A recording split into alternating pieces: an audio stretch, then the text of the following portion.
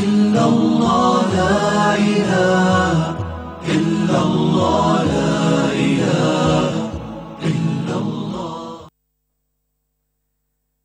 আসসালামু আলাইকুম ওয়া রাহমাতুল্লাহি ওয়া বারাকাতুহু নাহমাদুহু ওয়া নুসাল্লি আলা রাসূলিহিল কারীম ওয়া বাদ। প্রিয় দর্শক, মাগরিবের সালাত আদায়ের পরে সন্ধ্যার এই বরকতময় মুহূর্তে আপনাদের সবাইকে আমন্ত্রণ জানাচ্ছি আরটিভির সরাসরি প্রশ্নোত্তরমূলক নিয়মিত আয়োজন স্ট্যান্ডার্ড ব্যাংক লিমিটেড প্রশ্নকরণের আজকের পর্বে।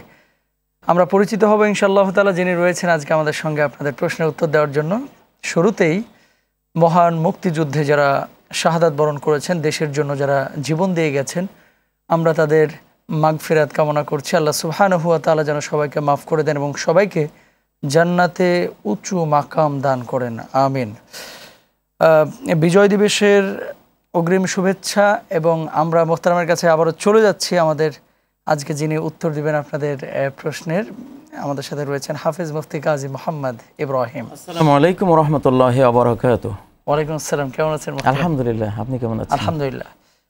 সরাসরি যারা প্রশ্ন করতে যাচ্ছেন, প্রিয় দর্শক, স্ক্রিনে নিশ্চয়ই আপনারা একটি নাম্বার দেখতে পাচ্ছেন, সেই নাম্বারে ফোন করুন। আমাদের কাছে SMS করতে পারেন, সেজন্য সেলফোনে মেসেজ অপশনে গিয়ে টাইপ করুন PK স্পেস আপনার নাম, আপনার প্রশ্ন লিখে পাঠিয়ে দিন 24141 এই নাম্বারে।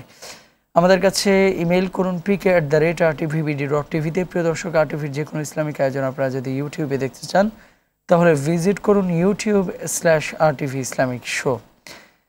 এই অনুষ্ঠানটি টেলিভিশনের পাশাপাশি ফেসবুকেও প্রিয় দর্শক আপনারা সরাসরি দেখতে পাচ্ছেন। যারা দেখতে চাচ্ছেন ভিজিট করুন www.facebook.com/RTV। আমরা চলে যাচ্ছি আমাদের মোহতারামের কাছে। প্রথমেই যে প্রশ্নটি মোহতারাম দেখতে পাচ্ছি এখানে আমাদের এক ভাই করেছেন, দেশের জন্য যারা জীবন দিয়ে থাকেন সত্যিকার অর্থে, আসলে আন্তরিক অবস্থাটা এটা তো আল্লাহ সুবহানাহু ছাড়া কেউ দেখতে পারি না আমরা। তো দেশের জন্য সত্যিকার অর্থেই যারা জীবন দেন বা সীমান্ত রক্ষার জন্য, তাদের হুকুম কি? আসলে তারা শাহাদাত পান কিনা বা শহীদ মর্যাদা পান কিনা, এ বিষয়ে যদি বলেন মোহতারাম। আলহামদুলিল্লাহ ওয়াসসালাতু ওয়াসসালামু আলা রাসূলিল্লাহি ওয়া বা'দ। একটা তো হলো শহীদ ফি সাবিলিল্লাহ, আল্লাহর পথে শহীদ, যেটা হলো মান কাতালা লিতাকুনা কালিমাতুল্লাহি হিয়াল উলিয়া। জি, আল্লাহ তাআলার কালেমাকে, ইসলামকে, কোরআনকে বুলন্দ বালা করার জন্য, মানব রচিত সকল কিছুর উপরে ঊর্ধ্বে তুলে দেওয়ার জন্য যারা আত্মদান করে তারা হলো শহীদ ফি সাবিলিল্লাহ। এছাড়াও প্রায় 20 প্রকারের শহীদ আছে আমাদের ইসলামী শরিয়ায়। 20 প্রকারের শহীদের মধ্যে একটা হলো মান কুতিলা দুনা মাজলিমাতিন ফাহুয়া শাহীদুন। যে ব্যক্তি কোনো জুলুমের প্রতিবাদ করতে গিয়ে, জুলুমকে প্রতিহত করতে গিয়ে আত্মদান করলো, জীবন দান করলো, সে একজন শহীদ। মান কুতিলা দুনা ইরদিহি ফাহুয়া শাহীদ। যে নিজের ইজ্জত রক্ষা করতে গিয়ে আত্মদান করলো, নিহত হলো, সে একজন শহীদ। মান কুতিলা দুনা মালিহি ফাহুয়া শাহীদ। যে নিজের সম্পদ রক্ষা করতে গিয়ে আত্মদান করলো, সে একজন শহীদ। সহিহ মুসলিমের হাদিস। তাহলে তো এখানে আমরা পেলাম জুলুমের প্রতিবাদ করতে গিয়ে কেউ নিহত হলে, ইজ্জত রক্ষার জন্য কেউ প্রতিবাদ করতে গিয়ে নিহত হলে, সম্পদ রক্ষার জন্য কেউ যদি জীবন দেয়, এরা সবাই শহীদ ইসলামী শরিয়া। তাহলে তো যারা দেশের জন্য আত্মদান করলো, এরা তো কেউ ইজ্জত রক্ষার জন্য, কেউ সম্পদ রক্ষার জন্য, কেউ নিজের একটা জুলুম, জাতির উপরে জুলুম হচ্ছে, সেই জুলুমকে প্রতিহত করার জন্য সে জীবন দিল, সেও তো শহীদদের কাতারে চলে আসলো। জি, যদি তার ঈমান থাকে। সর্বক্ষেত্রে ঈমান হলো মূল কথা। ঈমান থাকলে ইনশাআল্লাহ সে আল্লাহর কাছে শহীদ মর্যাদা সে পেয়ে যাবে। ধন্যবাদ মোহতারাম। একজন কলার যুক্ত হয়েছেন, আমরা চেষ্টা করছি কথা বলতে। আসসালামু আলাইকুম। আসসালামু আলাইকুম ওয়া রাহমাতুল্লাহ। জি, আমি সবুজ বলছি, টাঙ্গাইল থেকে। জি, আপনার প্রশ্ন বলেন ভাই। জি, আমার প্রথম প্রশ্ন হচ্ছে, আমরা প্রায় দেখতে পাই শিশু বাচ্চা জন্মের কয়েকদিন পরে সেই নবজাতক শিশুর ঝরে পড়া গর্ভকালীন নার সংরক্ষণ করে অনেকেই মসজিদ কিংবা মাদ্রাসার পাশে মাটিতে পুঁতে রাখে।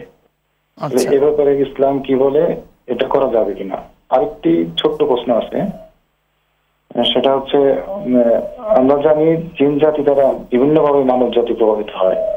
এখন আমার প্রশ্ন হচ্ছে, জিনের বংশ বিস্তার কোনো মানব মহিলার মাধ্যমে হয় কিনা? ধন্যবাদ। শুকরিয়া ভাই, আপনি আমাদের সঙ্গেই থাকুন, আমরা আলোচনা করবো ইনশাআল্লাহ। মোহতারাম নিশ্চয়ই শুনেছেন, প্রথম যে প্রশ্নটি ছিল বাচ্চা জন্মের পরে তার যে ঝরে পড়া নারীটা, এটা অনেক সময় মাটিতে পুঁতে ফেলা হয়, আবার মসজিদের বাউন্ডারির মধ্যে গেড়ে ফেলা হয়। আসলে আল্লাহ রাসূলের কোনো সুন্নাহ আছে কিনা এবং করণীয় কি বিষয়টা নিয়ে মাত্রাম? জি, এখানে মসজিদের বাউন্ডারির কোনো প্রসঙ্গ নেই যে মসজিদের বাউন্ডারিতে এটাকে দাফন করতে হবে। এটা যে কোনো জায়গায় দাফন করলে এটা হবে। মানবদেহের যে কোনো কিছু, নখ হোক, চুল হোক, যে কোনো কিছু হোক, যেহেতু মানুষ সম্মানিত সৃষ্টি আল্লাহ তাআলার কাছে, ওয়ালাকাদ কাররামনা বানি আদমা, আমি আদম সন্তানদেরকে সম্মান দিয়েছি, খুবই সম্মান দিয়েছি। তো এই আয়াত থেকে প্রমাণিত হয় যে মানবদেহের সব কিছু সম্মানিত। তো সেজন্য এটা যাতে অপমানিত না হয়, যেখানে সেখানে ফেলে রাখলে তো অপমানিত হয়।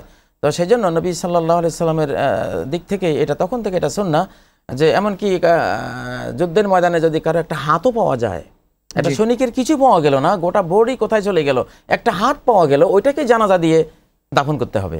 আচ্ছা, তো এই জন্য মানবদেহের সব কিছুই কাটার পরে, কেটে যাওয়ার পরে বা পড়ে যাওয়ার পরে এটা মাটিতে পুঁতে রাখবে। এটাই হলো মানুষের প্রতি সম্মান প্রদান, ইসলামের শরিয়ার বিধান এটাই।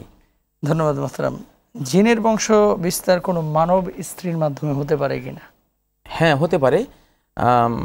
জিন মখলুকুন মিন নারিন ইয়াতাশাক্কাল বিআশকালিন মুখতালিফা ইউযাক্কার ওয়া ইউআন্নাস। জিনেরা আগুনের তৈরি, এরা বিভিন্ন রূপ ধারণে সক্ষম, এরা নারী হয়, এরা পুরুষ হয়, এবং এরা কিন্তু জিন পুরুষেরা, পুরুষ জিনেরা নারীদের সাথে মানুষ পুরুষের মতোই তারা মেলামেশা করতে পারে। যখন জিনেরা মানুষের আকৃতি ধারণ করে তখন সম্পূর্ণ মানবীয় বৈশিষ্ট্য তার মধ্যে ট্রান্সফার হয়। আচ্ছা, একটা জিন যদি কুকুরের রূপ নেয়, সে কুকুরের যে বৈশিষ্ট্য তার মধ্যে চলে যাবে। সে যদি কোনো সাপের বৈশিষ্ট্য নেয়, সাপের রূপ নেয়, তখন সাপের যে বৈশিষ্ট্য তার মধ্যে চলে যাবে। এই জন্য নরনারী, কোনো পুরুষ মানুষ, মানব জাতির কোনো পুরুষের সামনে যদি কোনো জিন মহিলা কোনো মানবীর রূপ ধরে আসে এবং ওই পুরুষ যদি তার সাথে দাম্পত্য সম্পর্ক করে, সেখানে মানুষের বাচ্চা জন্ম হবে। সূরা আনামে যেটা আল্লাহ বলেছেন, রব্বানা ইসতামতা বা'দুনা বিবা'দিন, যে হে রব, মানে কিয়ামতের ময়দানে আল্লাহ বলবেন, ইয়া মাশারাল জিন্নি কাদ ইস্তাকসারতুম মিনাল ইনস, হে জিন জাতি, তোমরা মানুষদেরকে বহু বিভ্রান্ত করেছো, গোমরা করেছো, পথভ্রষ্ট করেছো। তো অকাল আউলিয়াহুম মিনাল ইনসি, তখন জিনদের সাথে বন্ধুত্বকারী যেসব মানুষ নরনারী, এরা বলবে, রব্বানা ইসতামতা বা'দুনা বিবা'দিন, হে রব, আমরা একে অপরের দ্বারা যৌন উপভোগ করেছি। ইস্তেমতা সাধারণত শরিয়ার ভাষায় যৌন উপভোগকে বলে। তো এখান থেকে এটা বাস্তবেও এটা সত্য, আর কোরআনিক দিক থেকে তো এখানে ডাইরেক্ট আল্লাহ বললেনি। তো পুরুষ জিনেরা মহিলা মানবীর সাথে তারা সম্পর্ক হয় এবং সন্তান, এটা হারাম, অবৈধ, সম্পূর্ণ নিষিদ্ধ। কারণ ওই আয়াতের মধ্যে আল্লাহ বলেছেন, ক্বালান নারু মাসওয়াকুম খালিদিনা ফিহা, যাও, তোমাদের ঠিকানা হবে জাহান্নাম। কেন তোমরা মানুষ হয়ে জিনদের সাথে সম্পর্ক করলে, অথবা জিন হয়ে কেন মানবীর সাথে সম্পর্ক করলে? এটা আল্লাহ শরীয়ত, এটা বৈধ না। ধন্যবাদ মোহতারাম। আরো একজন কলার রয়েছেন, আমরা চেষ্টা করব আপনার কাছে আবারও ফিরতে, ফোনটা নিয়ে। আসসালামু আলাইকুম। হ্যালো, ওয়ালাইকুম আসসালাম। আসসালামু আলাইকুম। ওয়ালাইকুম আসসালাম ওয়া রাহমাতুল্লাহ। আপনার টেলিভিশনের ভলিউমটা কমিয়ে প্রশ্নটা বলেন। হ্যালো, কোরআন শরীফের একটা আয়াতে দেখলাম, সূরা হাজ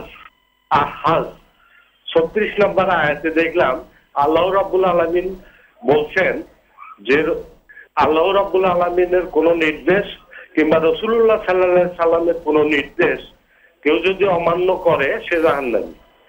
আচ্ছা, আর হাদিসে এক জায়গায় দেখলাম, এক জায়গায় মানে কয়েক জায়গায় দেখলাম উল্লেখ আছে, ছবি যদি কেউ তৈরি করে, যদি ছবি হযরত মুহাম্মদ সাল্লাল্লাহু আলাইহি সাল্লাম কোন ছবি কিংবা কোন ছবিযুক্ত কোন জিনিস কিছু যদি দেখতেন, তাহলে তা ভেঙে টুকরা টুকরা করে ফেলতেন, ভেঙে ছিঁড়ে উনি করে ফেলতেন। প্লাস হচ্ছে নির্দেশ দিচ্ছেন যে ছবি যারা তৈরি করবে কিংবা ছবি যারা প্রদর্শন করবে কিংবা ছবি রাখবে যারা, তারা সবাই জাহান্নামী হবে। তা আমার প্রশ্নটা হলো, আজকের যুগে এই যে আমি যেমন টেলিভিশনের সামনে বসে আছি, আমি তো ছবি দেখতেছি, তাই না? যদি ছবি তৈরি না হতো, যদি ক্যামেরা তৈরি না হতো, আজকে আমরা গোটা পৃথিবীর আনাচে কানাচে ছবির মাধ্যমে দেখতে পাচ্ছি। তাহলে আমরা এখন কি করব?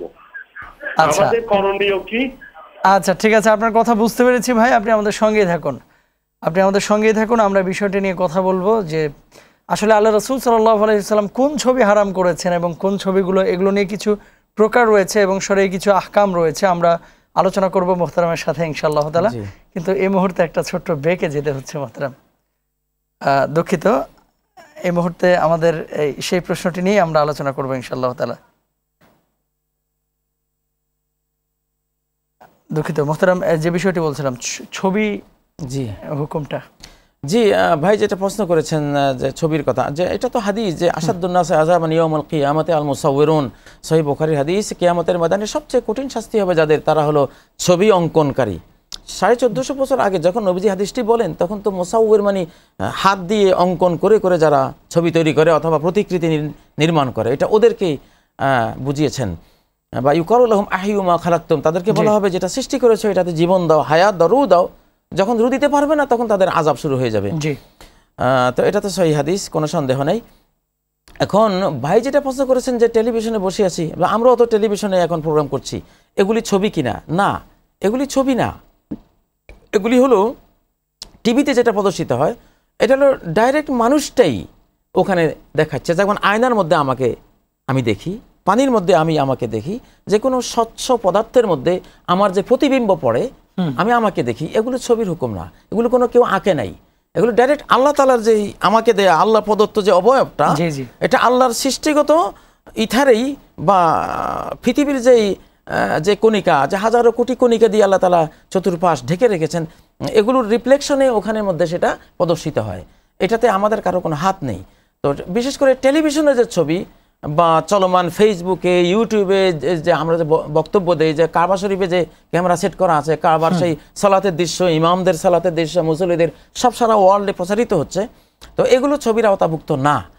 আর যেটা হলো স্থির ছবি, ধরুন আমরা ফটো তুললাম হজের জন্য বা যে কোনো কিছুর জন্য, এইটা অঙ্কিত ছবির হুকুম কিনা, এখানে দুটো গবেষণা রয়েছে ওলামায়ে কেরামদের। একদল এটাকেও অঙ্কিত ছবির মতোই বলেছেন, তবে ওলামাদের বিদগ্ধ একটা দল বলেছেন যে না, ক্যামেরার সাহায্যে যখন কোনো ছবি আসে এটা ঠিক আল্লাহর সৃষ্টি, আল্লাহ আমাকে চেহারাটা যেটা দিয়েছেন এটারই একটা আলো ছায়া সেখানে গিয়ে পড়ে, এটা আমরা কেউ আঁকি না। এটাতে একদম হুবহু এখানে যা আছে হুবহু তাই সেখানে প্রতিফলিত হলো, যেমন পানির মধ্যে প্রতিফলিত হয়। তো এই জন্য এইটা আশা করা যায় যে এটা ওই আযাবের আওতাভুক্ত সেই ছবি অঙ্কন করার যে হুমকি এসছে সেটাতে পড়বে না। কারণ আগের যুগে তো হাত দিয়ে, এখনো কেউ হাত দিয়ে যদি আর্ট করে, কোনো প্রাণীর ছবি আঁকে, এটাও হাদিসের আওতাভুক্ত হবে। অথবা কেউ যদি কোনো অবয়ব তৈরি করে, মূর্তি তৈরি করে, সেটাও ওই হাদিসের আওতাভুক্ত হবে। কিন্তু ইলেকট্রনিক যন্ত্রের মাধ্যমে আল্লাহর সরাসরি সৃষ্টিটারই প্রতিচ্ছবি ওখানে আমরা চলে গেছে। জি, আরো ডিটেইলস ইনশাআল্লাহ আলোচনা করব। টেলিভিশনের অনুষ্ঠানগুলো এগুলো কিভাবে দেখা যায় আর কোনগুলো দেখা না যায়, কোনগুলো এই হুকুমটা নিয়ে আমরা ইনশাআল্লাহ তাআলা বাকি আলোচনা করব ছোট্ট একটি ব্রেকের পরে।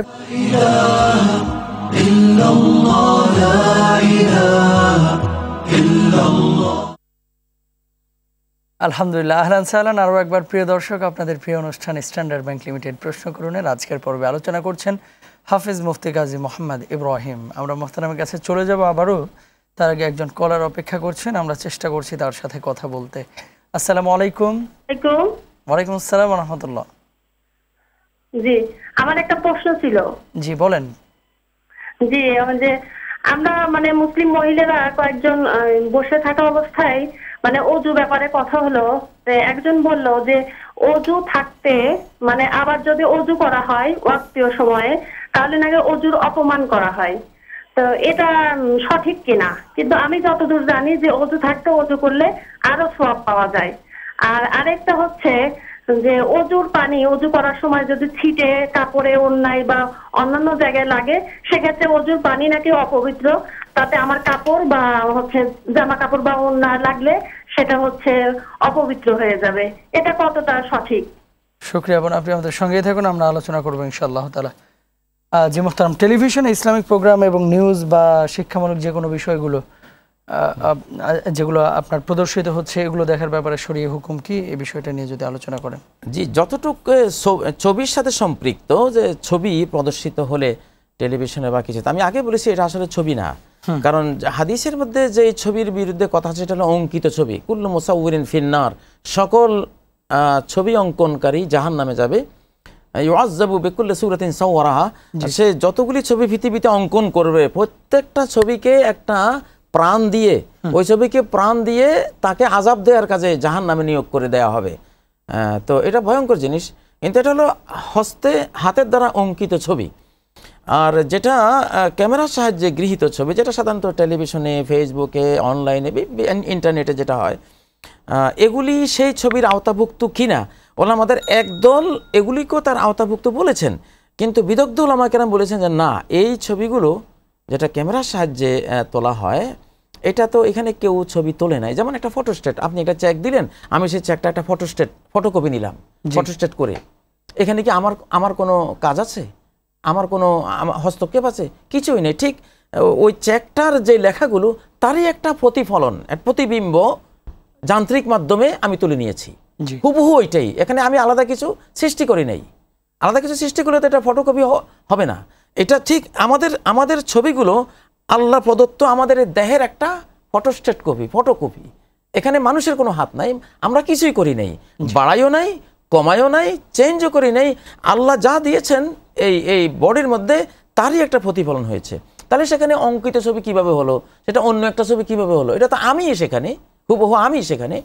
তো সেজন্য এটাই বেশি যুক্তিযুক্ত, এবং এই হাদিসকে আমরা সেভাবে আমরা অর্থ করব যে যদি অঙ্কিত ছবি হয়, আর্ট যদি হাত দিয়ে আর্ট করে থাকে সেটা ওই হাদিসের অন্তর্ভুক্ত হবে, অথবা প্রতিকৃতি যদি কেউ নির্মাণ করে থাকে সেটা ওই হাদিসের আওতাভুক্ত হবে। কিন্তু টেলিভিশন বা ইন্টারনেটে, ফেসবুকে বা এই জাতীয় যেই বা ক্যামেরার সাহায্যে যতগুলো ছবি হয়, এগুলিতে যদি অন্য কোনো সমস্যা না থাকে, কোনো নারীকে সেভাবে প্রদর্শন করা না হয়, অবৈধ অন্য কোনো উপায় যদি না থাকে, তাহলে শুধু ছবি গ্রহণের মাধ্যমে এখানে ইনশাআল্লাহ ইসলামের শরীয়তের কোনো খেলাফ কিছু হবে না। শুকরিয়া মুহতারাম। নির্দেশ অমান্য করলে জাহান্নামে যাবে, আমাদের এক ভাই বলছিলেন, সম্ভবত সূরা হজ্জের 36 নম্বর আয়াতের কথা বলেছেন, এবং আল্লাহ রাসূল সাল্লাল্লাহু আলাইহি ওয়াসাল্লামের কিছু হাদিসের কথা তিনি তুলে ধরেছেন মুহতারাম।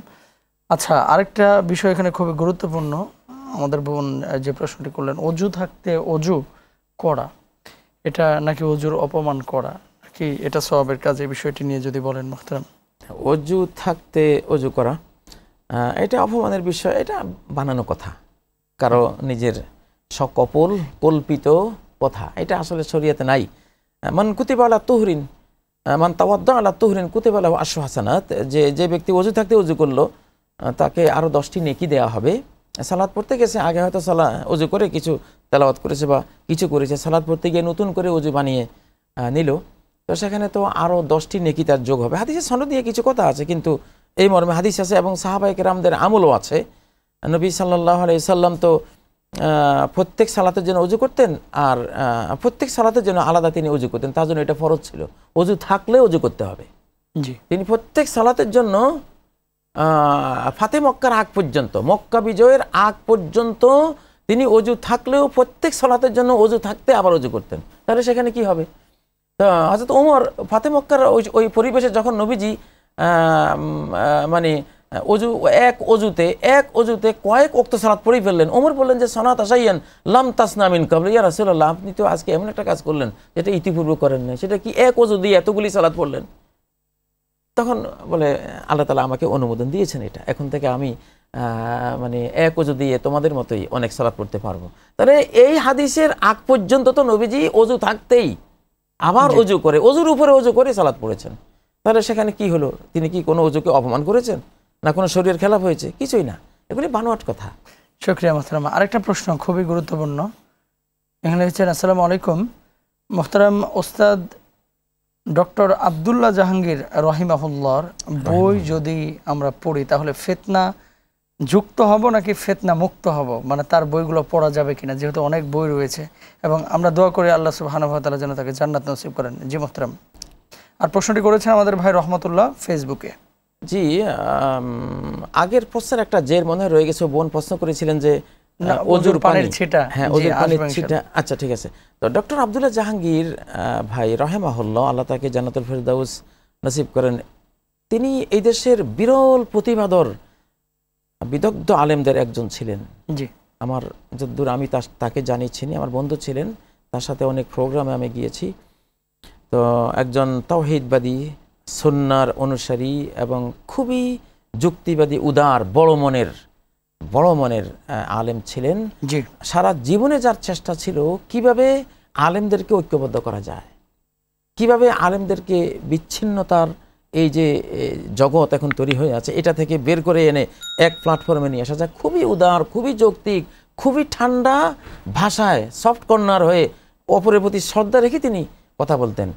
তো বাংলাদেশে যদি ওনার লেখায় ফিতনা হয়তো আমি জানি না, তাহলে কার লেখায় এই সমাজে ফিতনা দূর হবে? এত বড় উদার একজন আলেমে দিন আল্লাহ, উনি পৃথিবী থেকে চলে গেছেন, এই জন্যই হয়তো আল্লাহ তাআলা ওনাকে দিয়ে এমন অজস্র বই লিখিয়ে রেখেছেন যেটা ওনার জীবন শেষে স্মৃতি হয়ে থাকবে। তো আমি জানি যে এই বইগুলো যেমন হাদিসের নামে জালিয়াতি, জাল হাদিস, নবী সাল্লাল্লাহু আলাইহি ওয়াসাল্লামের নামে মিথ্যা কতগুলো হাদিস বানিয়ে বানিয়ে চালিয়ে দেওয়া হয়েছে, তিনি এগুলো বাংলা ভাষায় তিনি বই লিখে তিনি ব্যক্ত করেছেন। আরও তাওহীদের উপরে, সহিহ সুন্নাহর উপরে, রায় বেলায়াত, ওনার একটি বিখ্যাত বই আছে। তো ওনার বই পড়লে যদ্দূর আমি জানি ওনার সম্পর্কে ঈমান মজবুত হবে, তাওহীদ মজবুত হবে, ফিতনা থেকে আমরা বাঁচবো এবং ইনশাআল্লাহ উম্মত ঐক্যবদ্ধ হওয়ার একটা সুযোগ পাবে। ধন্যবাদ মাওলানা, জাযাকাল্লাহ। আপনি 10 সেকেন্ডে যদি বলে দেন, ওযুর পানি ছিটা যেটা পড়ে অন্যের গায়ে, এটা নাপাক না পাক? না, এটা নাপাক হওয়ার কোনো সম্ভাবনাই নেই, ভুয়া কথা। নবী সাল্লাল্লাহু আলাইহি ওয়াসাল্লাম তো অনেক সময় কানালাহু খিরকাতুন ইউনাসিবু বিহা, অনেক সময় ওনার একটা পুরানো কাপড় দিয়ে উনি ওযু করার পরে পানিগুলো মুছতেন, আবার অনেক সময় মুছতেন না, ওই পানির উপরে জামাটা পরে সালা পড়তেন। তাহলে যদি ওযুর পানি যদি নাপাক হয় তাহলে ওই পানি তো গায়ে লাগলে তাহলে আবার আরেকবার নাপাক হয়ে যাবে। তো এগুলো সব আসলে বানানো কথা, এগুলো কোনো দলিল নেই। ধন্যবাদ মাওলানা, জি জাযাকাল্লাহ। আবারও ফিরবো ইনশাআল্লাহ তাআলা, আরও একটি ব্রেকের সময় হয়েছে।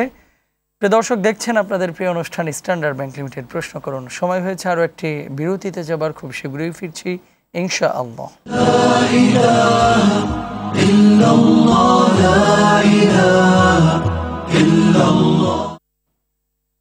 আলহামদুলিল্লাহ, বিরতির পরে প্রিয় দর্শক আবারও সবাইকে সাদর আমন্ত্রণ জানাচ্ছি আপনাদের প্রিয় অনুষ্ঠান স্ট্যান্ডার্ড ব্যাংক লিমিটেড প্রশ্ন করুনের আজকের পর্বে। আমরা শুরুতেই একজন কলার অপেক্ষা করছে, তার ফোনটা নেওয়ার চেষ্টা করছি। আসসালামু আলাইকুম। আসসালামু আলাইকুম। আসসালাম। জি, আপনার প্রশ্ন বলেন ভাই। প্রশ্ন করছি ভাই, আমি অসুস্থ ছিলাম 5-6 বছর, আর বর্তমানে আছি। আমাদের কাজের নামাজ এখন আমি 2 দিন করে পড়তে যাই, কি হবে? আচ্ছা, ঠিক আছে, আপনি আমাদের সঙ্গে থাকুন। কি ধরনের অসুস্থতা একটু বলবেন সংক্ষিপ্ত আকারে? হ্যালো হ্যালো, মানে কি ধরনের অসুস্থতা আপনি একটু বলবেন? মানে আপনি রোগাক্রান্ত কোন রোগে? আচ্ছা, ঠিক আছে, আপনি আমাদের সঙ্গেই থাকুন, আমরা আলোচনা করবো ইনশাল্লাহ। জি মোহতারাম, আমাদের এখানে একটা প্রশ্ন ফেসবুকে আমাদের এক বোন করেছেন, আমরা ওনার প্রশ্নে আসবো ইনশাল্লাহ। শারমিন আক্তার, আমার নাম জেসমিন, মানে আইডির নাম শারমিন আক্তার, ওনার ডাক নাম হয়তো জেসমিন, চুয়াডাঙ্গা থেকে। আমার খুব ছোটবেলা বিয়ে হয় একটা খ্রিস্টান ছেলের সাথে। বিয়ের সময় মুসলিম হয়ে বিয়ে করে, কিন্তু সে মুসলিম বা খ্রিস্টান ধর্ম কোনোটাই পালন করতো না, তাই তাকে আমি তালাক দিয়ে দিই। কিন্তু আমার যেহেতু একটা মেয়ে আছে, সেই মেয়েটাকে খাবার দিতে আসে সেই ছেলে, তো তার খাবার আমি গ্রহণ করতে পারবো কিনা এবং মেয়ের হুকুম কি হবে, এটা হালাল হবে কিনা?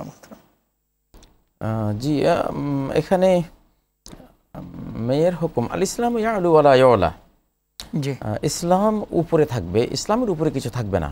মাতা পিতার মধ্যে যদি একজন মুসলিম হয়, যেমন মা মুসলিমা, পিতা হয়তো মুসলিম না, তখন সন্তান কিন্তু ইসলামের যেহেতু ঊর্ধ্ব মর্যাদা, ইসলাম ঊর্ধ্বে থাকবে, এজন্য ইসলাম যার কাছে আছে, হ্যাঁ, সেটাকেই মূল্যায়ন করে সন্তান তাকে দিতে হবে। জি, তো সেই হিসাবে মায়ের কাছে এখন মেয়েটি আছে, ঠিক আছে। এটা বাকি যেহেতু তার ভরণ পোষণের দায়িত্ব বাবার উপরে, ওয়ালাল মাউলুদ লাহু রিজকুহুন্না ওয়া কিসওয়াতুহুন্না বিল মারুফ, সন্তান যে পিতার, হ্যাঁ, তো সেই পিতার উপরে দায়িত্ব হলো তার স্ত্রী এবং যে সন্তান ইত্যাদি সব কিছুর ভরণ পোষণ করা, এটা তার উপরে দায়িত্ব। তো সেই হিসেবে তো বাবা যদি তার মেয়েকে খাবার দেয় বা দিতে আসে, তখন তার মা হিজাব করবে। এখন যেহেতু সে পরপুরুষ, এখন তার সাথে বৈবাহিক সম্পর্ক ভেঙে গেছে, সেই হিসাবে সে তার সাথে হিজাব করবে, সে দেখা দেবে না, বা সামনে আসলে হিজাব করে আসবে। বাকি তার মেয়েকে সে খাবার দিতে পারবে, টাকা পয়সা দিতে পারবে, সেগুলোতে কোনো বাধা নেই ইসলামী শরিয়া। শুকরিয়া মোহতারাম। আচ্ছা, 4-5 বছর অসুস্থ, ওনার এক পাশ অবশ হয়ে গেছে, তো হয়তো বা প্যারালাইজড কোনো বিষয়। তো এখন কাজা নামাজগুলো উনি কিভাবে আদায় করবেন? এই যে 3-4 বছর নামাজ পড়তে পারেন নাই। এটা তো ভুল যে উনি প্যারালাইসিসের কারণে সালাত পড়েন নাই, হয়তো তার মাসালা জানা ছিল না। তিনি চোখের ইশারায় সালাত পড়তে পারবেন। ফাইল্লাম তাস্তাতিফ আলা জামবিন, সহিহ বুখারীতে ইমরান ইবনে হুসাইন রাদিয়াল্লাহু তাআলা যে হাদিসটি, যে তুমি দাঁড়িয়ে পড়ো, সাল্লে কায়মান, দাঁড়িয়ে পড়ো। ফাইল্লাম তাস্তাতিফ ফাকায়দান, যদি দাঁড়িয়ে পড়তে না পারো বসে বসে পড়ো। ফাইল্লাম তাস্তাতিফ আলা জামবিন, যদি তুমি বসেও পড়তে না পারো শুয়ে শুয়ে পড়ো। তাহলে তো প্যারালাইসিস ছিল, সমস্যা তো ছিল না, সালাত তো তার পড়া উচিত ছিল। হয়তো কেউ তাকে এই জ্ঞান দেননি, সেই জন্য এই অবস্থা হয়েছে। তো এখন সালাত তো মাপ নাই, সর্বাবস্থায় সালাত পড়তে হয়। তো সেই হিসেবে এখন তো এগুলো তাকে শুয়ে শুয়েই তিনি পড়ে নেবেন, ইশারা ইঙ্গিতে তিনি পড়বেন শায়িত অবস্থায়।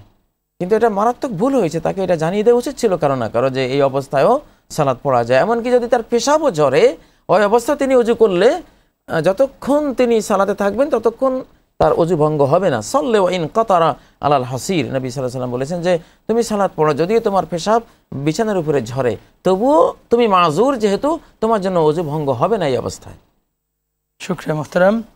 আচ্ছা, তারপরে এখানে আরেকটি প্রশ্ন, শুক্রবারকে গরিবের হজ্জের দিন বলা হয়, এটা সঠিক কিনা? তারেক খান ফেসবুকে জানতে চেয়েছেন। আর এটা যদি সঠিক হয়ে থাকে তাহলে বাকি দিনগুলোকে কি বলা দরকার? না, এটা সঠিক না। শুক্রবার কোনো জুমাবার, এটা কোনো গরিবের হজের দিন না, ধনীরও কিছু না। এটা হলো, এটাকে ঈদ বলা হয়েছে, সাপ্তাহিক ঈদ, সাপ্তাহিক একটা ঈদ। এটা জুমার দিন সপ্তাহের শ্রেষ্ঠতম দিন, এবং এই দিনে আদমের সৃষ্টি হয়েছে। ফি খোলেকা আদম অফি উখরাজা মিনাল নার, এই দিনে আদমের সৃষ্টি, এই দিনে আদমের মৃত্যু, এই দিনেই তাকে উখরাজা মিনাল জান্নাহ, এই দিনে জান্নাতও দেওয়া হয়েছে, জান্নাত থেকে বেরও করা হয়েছে, এবং এই দিনে কিয়ামতও হবে। জুমাবারের অনেক ফজিলত। এবং জুমাবার যদি কেউ মারা যায়, তাহলে মুসনাদে আহমদের যে হাদিসটি এসছে যে ওই দিন মারা গেলে তাহলে তার আর কোনো হিসাব নিকাশ হবে না, কবরে সুয়াল জবাব নাই। ঈমান নিয়ে মরলে বিনা সুয়াল জবাবে সে ইনশাআল্লাহ জান্নাতি হবে, জুমার দিন যদি মারা যায়। এগুলো আছে, কিন্তু ওই যে হজ যেটা, এটা নাই। জি, আচ্ছা, ঠিক আছে মোহতারাম, আমরা আরো একটি ফোন নেওয়ার চেষ্টা করছি। আসসালামু আলাইকুম। জি, আসসালামু আলাইকুম। ওয়ালাইকুম আসসালাম ওয়া রাহমাতুল্লাহ। জি, নাম বলে প্রশ্ন করেন। জি, আমার নাম রফিক, আমি ওই ডিজাইনার কাজ করি, গ্রাফিক ডিজাইনার। এখন আসলে তো ওই ডিজাইন করতে গেলে অনেক সময় ছবি টবির কাজও আসে, এগুলো করতে হয়, মানে এটার উপর আমার জীবিকা নির্বাহ চলে। এখন এটা কি পাপ হবে কিনা, কিংবা এটা কি জানতে চাচ্ছিলাম। আচ্ছা, ঠিক আছে, আপনি আমাদের সঙ্গেই থাকুন, আমরা আলোচনা করবো ইনশাআল্লাহ। নিশ্চয় বুঝতে পেরেছেন মোহতারাম? না, প্রশ্নটা আমি বুঝিনি। প্রশ্নটা হচ্ছে, উনি একজন ডিজাইনার, গ্রাফিক্স ডিজাইনের কাজ করে। তো স্বাভাবিকভাবেই যখন আপনার একটা ক্যালেন্ডারের কাজ করে অথবা একটা ব্যানারের কাজ করে, ফেস্টুন, এই টাইপের কাজগুলো করলে অনেক সময় নারীদের ছবিও আসে, আবার প্রাণীর ছবিও আসে। তো জীবিকার তাগিদে উনি যে কাজটা করছেন, এই কাজটা কতটুকু শরীয়ত সম্মত এবং করণীয় কি একজন ডিজাইনার হিসাবে তার? তো ডিজাইনার এবং অলওয়েজ যে মানুষের ছবি বা প্রাণীর ছবি কাজ করতে হয়, বিষয়টা এমনটা না। জি, তো এর এমনই একটি প্রশ্ন এক ব্যক্তি হযরত ইবনে আব্বাস, সাহাবী ইবনে আব্বাস রাদিয়াল্লাহু তাআলা আনহুকে করেছিল। সে ছবি অঙ্কন করত, তার জীবিকা ছিল ছবি অঙ্কনের উপরে। তো যখন তিনি শুনলেন যে সকল ছবি অঙ্কনকারীরা জাহান্নামী হবে, কঠিন হাদিসে শুনলেন, তখন খুব দীর্ঘ নিঃশ্বাস ফেললেন, যেন তার জান বেরিয়ে যাবে এরকম। পরে ইবনে আব্বাস বলেন যে তুমি যেসব গাছগাছালি আছে, অর্থাৎ প্রাণী ছাড়া পৃথিবীতে যত সৃষ্টি আছে আল্লাহর, তুমি সেগুলির ছবি অঙ্কন করে তুমি জীবিকা নির্বাহ করো। প্রাণীর ছবি কেন অঙ্কন করবে, যেটাতে হাদিসের দিক থেকে হুমকি এসছে? তখন সে ওই লাইনে চলে গেছে। এখন তিনি ডিজাইনার হিসেবে এখন যদি কোনো নারীর ছবি অঙ্কন করেন, এটা তো ক্যামেরা দিয়ে হলেও এখানে অন্য সমস্যা এখানে আছে। নারী দেহকে এইভাবে ডিসপ্লে করা, তুলে ধরা, এটা তো হারাম, একেবারে হারাম, নিষিদ্ধ। যদিও আজকের পৃথিবীতে এই মহাপাপে গোটা জগৎ এখন সয়লাভ। নারী দেহ প্রদর্শনের যেই মহাপাপ বিশ্বকে তলিয়ে দিবে, কিন্তু এই মহাপাপেই অন্য কয়েকটা বড় বড় পাপের পাশাপাশি। যাই হোক, আল্লাহ তাআলা হেফাজত করুন। তো তিনি কিছুতেই নারী দেহ অঙ্কন করে, বা এটা তো ক্যামেরা দিয়ে ছবি তুললেও, যদিও ছবি তোলার ওই মশালাটা আসবে না, কিন্তু নারী দেহ ঢেকে রাখার যে বিধান, সেটা তো লঙ্ঘিত হবে এখানে। তো সেই হিসেবে এটা তো হারাম তার জন্য। সেই হিসাবে তিনি এটা করবেন না, বা কোনো ছবি অঙ্কনও করবেন না। প্রাণীর ছবি, বাকি অন্যান্য প্রাণী ছাড়া অন্য নারী প্রাণী এগুলি ছাড়া অন্য যে কোনো ছবিতে নেই, গাছগাছালি আছে, পাহাড় আছে, সাগর নদী আছে, কত কিছু আছে, সেগুলোর ছবি ডিজাইন করে তিনি জীবিকা নির্বাহ করবেন ইনশাআল্লাহ। আল্লাহ তাকে তৌফিক দান করবেন। আমিন। আচ্ছা মোহতারাম, এখানে আরেকটি প্রশ্ন ছিল। আসসালামু আলাইকুম, দান করবার বিষয় যদি কিছু বলতেন মোহতারাম, দান করলে কি উপকার, সংক্ষিপ্ত আকারে মোহতারাম। এটা তো কোনো ওয়াজ মাহফিল না, যাই হোক সময় আছে আমাদের 30 সেকেন্ড। 30 সেকেন্ড। হ্যাঁ, দান করলে আপনি তো আল্লাহর কাছে বিরাট পুরস্কৃত হবেন। মা নাকাসা মালুম মিন সাদাকা, কোনো সম্পদ দান করলে কমে না। আর দান যারা করে তাদের ব্যাপারে বলা হয়েছে লা খাউফুন আলাইহিম ওয়া লা হুম ইয়াহজানুন, তারা ভয় থেকেও মুক্ত, দুশ্চিন্তা থেকেও মুক্ত, ডিপ্রেশন টেনশন থেকে মুক্ত। এটা আধুনিক বিজ্ঞানীরাও গবেষণা করেছেন যে আপনি 1 লক্ষ টাকা উপার্জন করলে যে আনন্দ অন্তরে আসবে, 1 লক্ষ টাকা দান করলেও সেই আনন্দ আসবে, দেহের মধ্যে সেই আনন্দের শিহরণ জাগবে, ব্রেইনের ওই আনন্দ সেলগুলি ওইভাবে শিহরিত হবে। এটা বাস্তব ব্রেইন স্ক্যানিং করে এটা দেখা গেছে। তো আসলে যারা দান করে এরা প্রফুল্ল থাকে, দুনিয়াতেও সুখী থাকে, কবরেও সুখী থাকে, আখিরাতেও এরা সুখী থাকবে ইনশাআল্লাহ। শুকরিয়া মাহতারাম, জাযাকাল্লাহু খাইর। আজকের মতো বিদায় নেব ইনশাআল্লাহ তাআলা। আপনাকে আল্লাহ তাআলা উত্তম প্রতিদান দান করুন, আমিন। জাযাকাল্লাহু খাইরা। বারাকাল্লাহু ফিক। প্রিয় দর্শক, আপনারা দেখছিলেন আপনাদের প্রিয় অনুষ্ঠান স্ট্যান্ডার্ড ব্যাংক লিমিটেড প্রশ্ন করুন। আজকে অনুষ্ঠানে একেবারে শেষ প্রান্তে আমরা চলে এসেছি। যে আহ্বানগুলো মুহতারাম আমাদের সামনে তুলে ধরেছেন, যে বার্তাগুলো দিয়েছেন কোরআন এবং সুন্নাহের আলোকে, আমরা চেষ্টা করি আমাদের দৈনন্দিন জীবনটাকে সেভাবে সাজাতে। আল্লাহ তাআলা তৌফিক দান করুন। আগামীকাল ঠিক একই সময় ইনশাআল্লাহ তাআলা হাজির হব। দেখার আমন্ত্রণ জানিয়ে বিদায় নিচ্ছি। আল্লাহ হাফেজ। আসসালামু আলাইকুম ওয়া রাহমাতুল্লাহি ওয়া বারাকাতুহু। لا إله إلا الله، لا إله إلا الله، لا